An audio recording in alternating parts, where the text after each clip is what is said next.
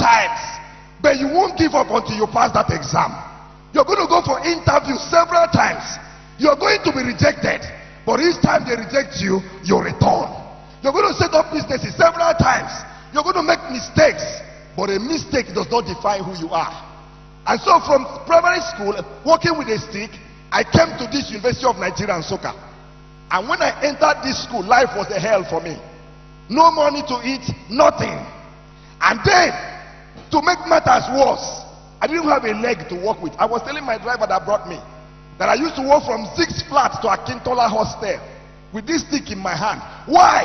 Because I wanted to prove somebody wrong. I knew I might be physically challenged, but that is not who I am. I know that you might not be beautiful according to people's standards, but that's not who you are. I know you might not be as rich as others, but that's not who you are. I know that you might not come from the greatest of families. Young person, that's not who you are.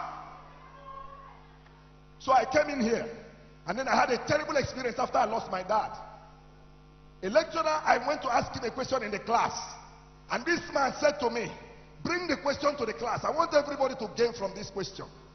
So I came to the class, and he said to me, come and stand in front of the class at the mass communication department at the Faculty of Arts here.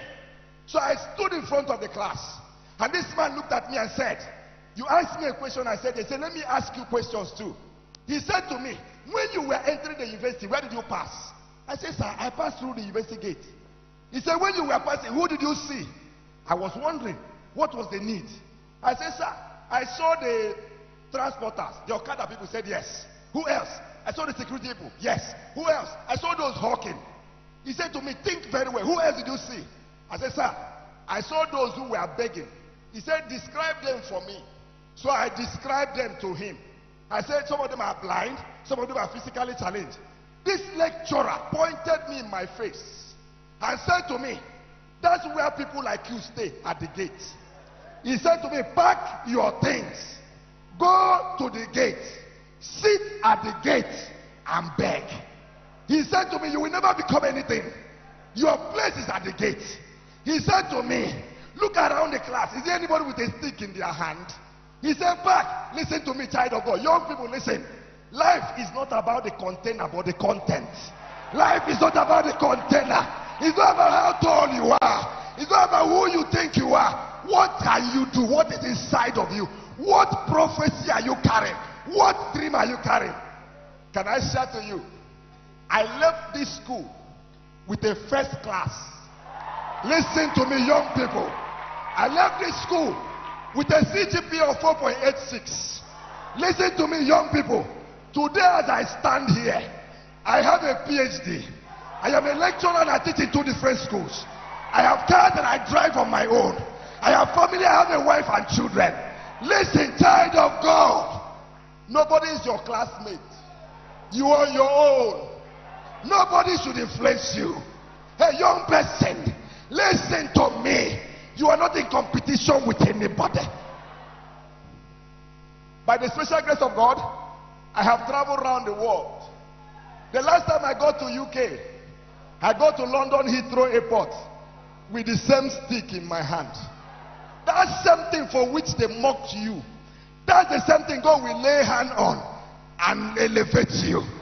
Do not cry. Young person, believe in yourself. Believe in yourself. When I got to Heathrow, the white man called me. A church organized a program to train their pastors in London and in Turkey. And they wrote to me and said, come and train our pastors. So when I got to Heathrow, they sent the white man to come pick me. He was carrying a placard with my name, Dr. Kasarachi Innocent. So when he came, I said, hi, my name is Dr. Kasarachi Innocent. He took a step and said, are you sure? Oh, come on. The Bible says in Psalm 126 verse 1, when God turned again our captivity, we were like them that dreamt. He said to me, are you sure? Youth, can I say this to you? As you come to this program today, I don't know whether you have seen me before, but I want to say to you, no man has a right to stop you. Nobody has a right. No circumstance. No background. You cannot allow your background to put your back on the ground. You cannot allow your background to put your back on the ground. Great things grow out of useless places. So what do you need to do? What do you need to do? Because as I sat here yesterday, I was listening to our brother Tony Elumelu talking. What came to my mind is, this man is doing well. Where are his classmates? Where are they? Where are they? We are all seated together here as youths. In the next 10 years, a natural demarcation will take place. We will not all sit together again in the next 10 years. There will be those on top and those below. But the thing about it is that whatever you become is in your hands. Child of God is in your hands. What do you need to do? Number one, if you need to succeed, you need to believe that you can. Life is not about speed. Life is about focus. If you keep heading where you're heading, you will get there. It's not about who gets there first. It's about who gets there best. Number two, if you need to excel, you need to use your hands. Listen, prayer is good. I believe in being a child of God. But without action, prophecy will fail. Without action, destinies will waste. So you need to begin to act. Find something you can do on your own. When I left this school with a first class, I went to Port Harcourt, and for 2 years I was looking for a job, and I would go, they would call me. And when I appeared, they said, we would have taken you, but because of your leg, we won't take you. And for 2 years I was trying, I was dying. Until one day I said to myself, what makes me a graduate is not the certificate, but it's inside of me. So I decided to act on my own. I should go back from here. Find something to do with your hands.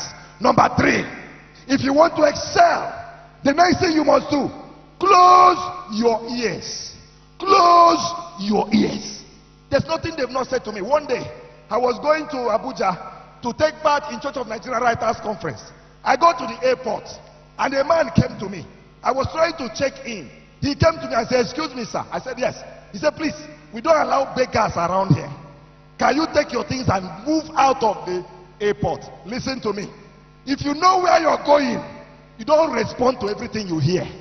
It's not everything you hear that you respond to. Manasseh was supposed to be great. There were prophecies on his head, but he never became great. Why? Prophecy without you will not fulfill. Go back. Seal your ears. Number four, the next thing you must do, when you make mistakes, bounce back. You know, when we got to the gate yesterday, I told my brother who is driving me, I said, this is the same gate the man said I'm supposed to end my life as a beggar. But I'm not stopping at the gates. Nobody can stop you if you don't stop yourself.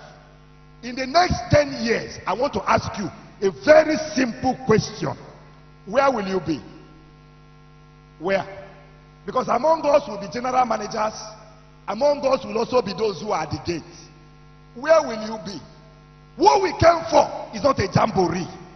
The reason the church spent money to bring you is to make sure you don't fail God in your generation.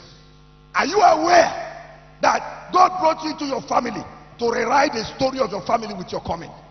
Are you aware that in your generation, everybody's waiting for you to manifest? I want you to be strong. I want you, even if you have been discouraged before now, just look at me and then listen to my story and then go back and bounce back. Go back and bounce back. Go back and bounce back. Number five and the last one, the G factor. The G factor. Listen to me. It is not by intelligence or wisdom. If the hand of God is not on a man, no, you won't go anywhere. The grace I have, whatever I am today is by grace. It's not by strength. If it's by strength, I wouldn't be talking to you. If it's by strength, I wouldn't be who I am. But by the grace of God. So as you go back as a young person, make a choice to live your life for God. Make a choice. God will give you what your hand cannot give you. Let me share this story as we pray. One day, I was walking with my wife on the road. My wife is not tall. My wife is long, very long. Very, very long. So I was walking with her. And then somebody drove his private car and parked and stopped. And horn, blow horn, pim, pim, pim, pim. So my wife said, Go now, go and check. Now your friends will get car. So I went to him. I said, yes, sir. He said, sorry. Where are you guys going? You and that's your sister. Where are you going? I said, we are going to some place. He said, go and call her. I want to give two of you a lift. So I went back to my wife. And I called her. I said, the man is calling us. So she came. And the man wound down the glass. I said, hi, sweetheart. How are you? Can you enter the front? Let your brother enter the back. Can you give a clap to Jesus? Can you celebrate Jesus for me? Celebrate Jesus for me. Say, can you enter the front? Let your brother enter the back. My wife said, are you crazy? This is my husband. And the man put up the car and said to me, Oga, now your wife? I said, yes. He said, how manage? I said, I don't know how manage, but she's my wife. I don't know how manage. Listen to me, young people. When you live your life for God, God will give you what your hand cannot get for yourself. When you give your life, when you dedicate yourself to the master, God will give you a miracle. How many of you came here